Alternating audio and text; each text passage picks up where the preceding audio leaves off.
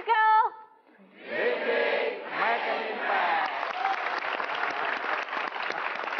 Tadi udah lihat peragaan busananya? Bagus atau enggak kira-kira sahabat Big Circle? Bagus. Cantik ya, Bang? Cantik sekali. Ada satu tadi, tapi ada dua juga di sini. Ada tiga juga di sana. Kenapa yang ini nggak bergerak nih ya? Tapi gini, ada anak muda ya Bang ya, yang kemudian mencoba mengambil dan melihat kecantikan-kecantikan dari busana muslim tersebut untuk mencoba memasarkan dalam sebuah e-commerce. Ini disebut-sebut sebagai e-commerce fashion busana muslim pertama di dunia. Pertama di dunia. Dan itu buatan anak Indonesia.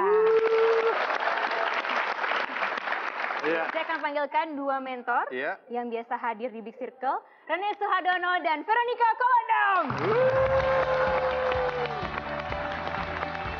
Halo. Iya.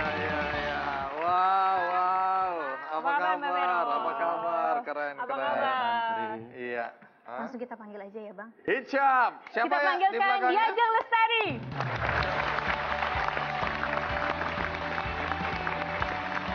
Halo, ini harus dipegangin soalnya lagi hamil nih Bang. Oh gitu Hai, ya. aku jadi pemegangnya aja. Keren. Apa kabar? Kabar baik panggilnya sini. Oke. Iya. Siapakah Diajeng ini, bagaimana usahanya dan lain sebagainya, kita lihat sequence berikut ini.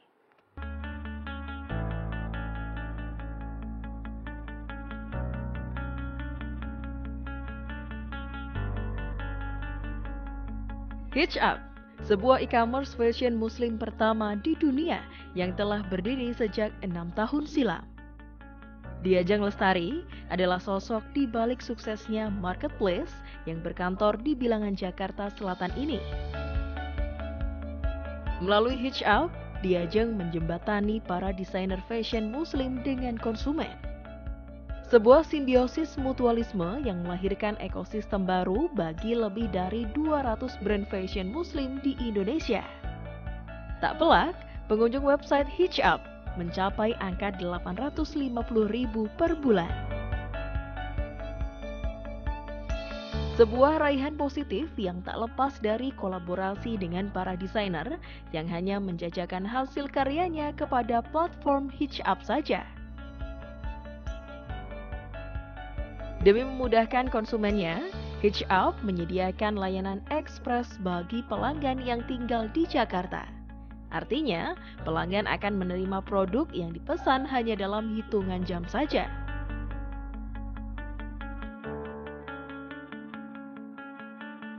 Di balik kesuksesannya, Diajeng mengemban misi untuk menjadikan Indonesia sebagai kiblat fashion muslim di dunia.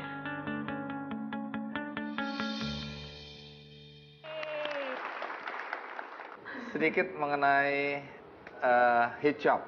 Idenya dari mana? Anak politik kok bisa main-main di busana ini? Ya, justru sebelumnya saya pernah bekerja di berbagai macam perusahaan, termasuk Metro TV. Waktu lagi kuliah, itu pernah magang di Metro TV. Hidup Metro.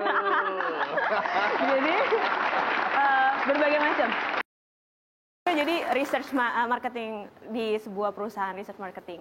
Nah, saat itu saya memutuskan kayaknya saya nggak suka hal-hal yang rutin gitu. Nggak suka yang istilahnya 9 to 5 tersistem. Yang ada saya pengennya merubah sistem gitu. Kata ibu saya, kayaknya kamu mesti bikin sendiri deh sistem. Kayaknya nggak bisa istilahnya bekerja. Mendingan jadi pengusaha aja gitu. Oke. Akhirnya saya refleksi lagi. Saya resign dari pekerjaan yang terakhir. Selama saya resign itu kebetulan sudah menikah. Dan kebetulan saat itu suami saya udah merintis sebuah startup lebih dahulu daripada saya. Mungkin namanya bisa saya sebutkan, namanya bukalapak.com. Jadi suami saya namanya Ahmad Zaki. Ini bukan iklan. Ini bukan iklan tapi sejarah.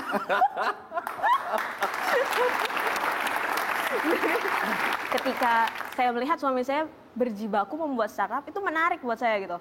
Bahkan saya terinspirasi dan akhirnya kayaknya saya pengen nih bikin bisnis juga. Dan ternyata selama saya off itu, hal yang suka saya baca adalah yang kaitannya dengan hal-hal visual, hal-hal seni. Kalau nonton TV juga hal-hal yang berbau fashion atau pemilihan model yang itu menarik buat saya. Dan akhirnya saya baca bukunya Bang Rene juga tuh, menemukan passion. Bukunya Rene? Wah, tepuk tangan dong. Iya. Dibagikan gratis. Iya. Biar bisa lebih detail ya. Oke. Jadi kita konsepnya modest fashion online. Kita menjual baju-baju yang modest. Visionnya kita pengen jadi the first and the largest Islamic fashion e-commerce in the world dengan konsep yang modest tadi. Karena apa? Karena identitas Islaman tadi. Dan kita adalah pionir di industri ini. Kita lihat potensinya designers itu dan market itu besar sekali. Dan belum ada nih yang jadi lokomotif tren untuk fashion muslim. Nah, ini perkembangannya dari 2011, awalnya hanya 14 tenan. Yang gabung. Sekarang 2016 ini 270, 2017 ini lebih dari 270, udah lebih banyak lagi. Wow. Ini kan tadi cerita bagaimana sampai kemudian menemukan ya salah satu bisnis yang menarik dengan potensi pasar yang luar biasa. Ya. Dan berkaitan dengan kain, karena Veronica Kolendam sudah mulai melihat bahwa banyak sekali pemberdayaan kaum perempuan melalui kain ya. Tapi secara umum bagaimana Vero melihat? Mau nanya dulu sih sebenarnya, ini produksi hijabnya ini produksi sendiri atau titip ada maksudnya orang nitip gitu atau konsepnya apa? Konsep model bisnisnya itu disebutnya B2B2C, jadi business to business to customer. Jadi saya sendiri tidak membuat produk itu, tapi kita menyediakan wadah e-commerce yang platform IT. Untuk ini cuma platformnya aja. Ya, jadi semua orang penghasil ini bisa jualan di situ. Betul. Kita memberdayakan para designers yang ada di Indonesia. Jadi kita berkolaborasi sama tenan-tenan kita. Kita lihat, kita capture potensinya, lalu kita kembangkan bersama. Desainer ini juga mengangkat kain-kain tradisional gitu? Iya, misalnya ada tenan kita, misalnya ada Dian Pelangi, itu dia membuat baju-bajunya biasanya dari kain-kain tenun, dari Palembang, dari Songket Palembang, dari Jumputan, lalu ada Elmira Etnik misalnya, itu menggunakan kain-kain dari Sumba, jadi memberdayakan para penenun lokal yang ada di Sumba juga, jadi bahannya bisa dipakai dari penenun-penenun itu juga. Diajeng akan bawa beberapa desainer juga atau satu desainer? Satu desainer. Di satu desainer untuk nanti kita bisa belajar bagaimana menggunakan hijab yang cantik. Jangan kemana-mana, tetap di Big Circle.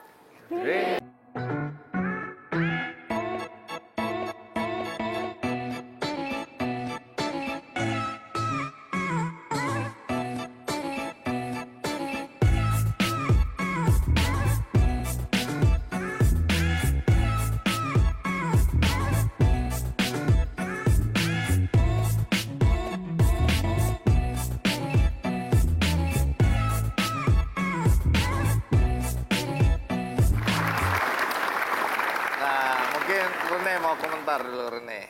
Karena di marketplace pengen tahu aja saat ini transaksi per harinya kira-kira berapa, terus proporsi yang untuk marketplace-nya untuk hijabnya itu berapa, dan orang duit ya. Orang duit pengen tahu apakah udah biru gitu. Kalau boleh tahu nih cerita. Kan tadi katanya udah 850.000 visitor. Itu dahsyat sih per tahun. Per bulan ya. Per bulan. Per bulan. Yang per harinya tuh nyantol belanja transaksi mungkin kalau Ramadan seperti sekarang lebih tinggi gitu kan. Lebih tepatnya sih kita e-commerce, Mas. Jadi kalau marketplace itu kan mungkin kayak C2C ya. Jadi dia masif banget.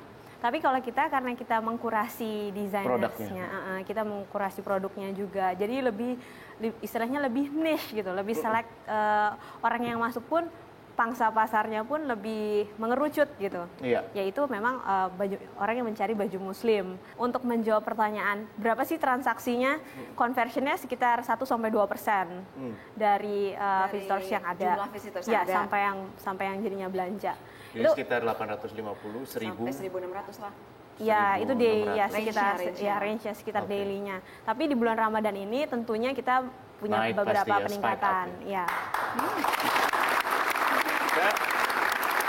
Saya cuma cerita bahwa sebenarnya hijab ini masuknya pas banget, karena kalau kita lihat bahkan brand-brand besar seperti Nike, mereka masuk ke market muslim lewat brand ambassador-nya. Kalau Anda familiar, untuk sport Muhammad, dia atlet Anggar Amerika Serikat yang pakai jilbab. Terus tadi baru ngobrol sama Vera, ada balerina di Australia namanya, berjuang supaya dia boleh tampil, boleh perform. Kalau usianya masih muda, 16 tahun ya. Saya justru pengen tanya sih, hijab ini akan mengetengahkan figur-figur seperti itu atau sudah? Ini maaf ya, aku nggak tahu kalau sudah gitu. Dan Apakah ada strategi ke arah sana? Iya, kita memang tahun lalu kita bikin video campaign namanya Empower Change, dan itu kita melibatkan berbagai macam profesi muslimah. Kok aku nggak diajak? Muslimah, pakai jilbab. Muslimah, masalahnya muslimah. Change-nya dari apa mau jadi apa? Jadi di video itu kita menceritakan gitu. Ada yang atlet taekwondo misalnya, dia pakai jilbab sama kayak tadi. Gimana caranya dia bisa berjuang di ranah kerjanya dia, di ranah dengan tidak kehilangan identitas. Iya betul. Bahkan dia waktu itu sama pelatihnya udah disuruh buka aja. Taekwondo Indonesia. Taekwondo Indonesia. Dia menang silver juga di Asian Games. Wow. Ya, jadi itu salah satunya. Terus ada lagi yang designers, ada Dian Pelangi, gimana dia survive dengan berbagai macam kalau pakai jilbab nggak boleh tuh terlalu modis atau terlalu apa, tapi apa sih di balik itu? Di balik itu dia bisa menginspirasi banyak pemudi lain untuk bisa berkecimpung dalam dunia fashion. Ada lagi desainer yang pakai cadar bahkan. Kalau yang tadi Dian Pelangi cadar kayaknya tuh artinya cuman burka. Iya, jadi kayak kalau Dian Pelangi misalnya, banyak yang bilang terlalu fashionable, tapi ketika ada desainer yang pakai cadar dibilang teroris gitu kan. Jadi kayak ini yang mana sih? Kok kita terlalu banyak judgment. Ya, jadi kita pengen meng-capture di sana value Islam itu yang sebenarnya apa sih? Empower change di situ seperti apa sih? Gimana kita bisa merubah kondisi dari yang kurang baik menjadi lebih baik? Gimana kita bisa menambahkan kalimatnya value? modesty itu tadi ya. Sederhana tapi asik. Ya, dan kalau mau lebih keren lagi sih, zaman sekarang ini kan kita memasukkan sebuah dampak sosial kepada apapun yang kita lakukan. Pertama dari sourcing. Ya, menggunakan warna-warna alam atau pewarna. Yang itu kalau bisa ada satu section khusus, entah yang menjual dengan kesadaran lingkungan misalnya, atau something yang kayak gitu-gitu deh ya, itu I think direct sourcing dengan warna-warna natural alam yang nggak pakai pewarna, itu kan merusak lingkungan ya kan kalau pakai yang zat-zat pewarna. Yang ketiga juga mungkin kalau kita bisa mengedepankan mereka yang memproduksi hijab dengan memberdayakan anak-anak yang misalnya yatim piatu kayak putus sekolah atau apa, itu ceritanya ada. Karena kalau zaman sekarang tadi kan you talk about niche ya, mau jadi niche, kalau mau tampil beda harus ada unsur itunya, dan kayaknya kalau nggak ada unsur dampak sosial yang tercipta lewat e-commerce platform seperti ini ya kan, kayaknya kurang seksi gitu zaman sekarang. Jadi mulai dari lingkungan ya kan, kita kan triple bottom line kan, profit, people, planet. Nah profit tadi tanya udah profit belum lah gitu. Profit, people, empowering yang lingkungan yang anak-anak yang termarginalize gak sih, marginal ini ya. Terus yang ketiga planet, sourcing. Kalau bahan ini itu udah biasanya keren ya. Banyak Model udah bagus. dibilang sih kita mengarah ke sana Mbak Vero, karena di sini hijab sendiri kan kita multi brand, dan ada beberapa brand seperti yang tadi saya sebutkan yang sourcingnya pun direct, kayak misalnya Elmira dia dari Sumba. Itu dikelompokin sendiri tuh, sehingga nanti mengedukasi juga pelanggan yang masuk. Ada loh yang apa sih namanya kalau yang produk-produk yang memang ramah lingkungan gitu kan. Ada pelanggan-pelanggan dari negara lain? Ya. Oke, dari mana yang paling banyak? Sejauh ini kita sudah mengirim ke lebih dari 51 negara. Wow. Jadi udah mulai merambah pasar internasional ini ya. Udah. Kemana aja itu? Yang paling banyak mana permintaan dari Yang mana? paling banyak memang negara tetangga, Singapura, Malaysia, Brunei. Tapi yang menarik kita pernah ada yang order dari Syria. Dian latar belakangnya apa? Aku dari arsitek. Arsitek. Pantas ini kerudungnya sama bajunya simetris. Oh gitu. Baik, terus pengembangan. Kita mau membahas antara passion dan jalan. Itu nanti ada sesi tersendiri ya. Yang penting karya. Iya. Oke. Baik. Satu lagi.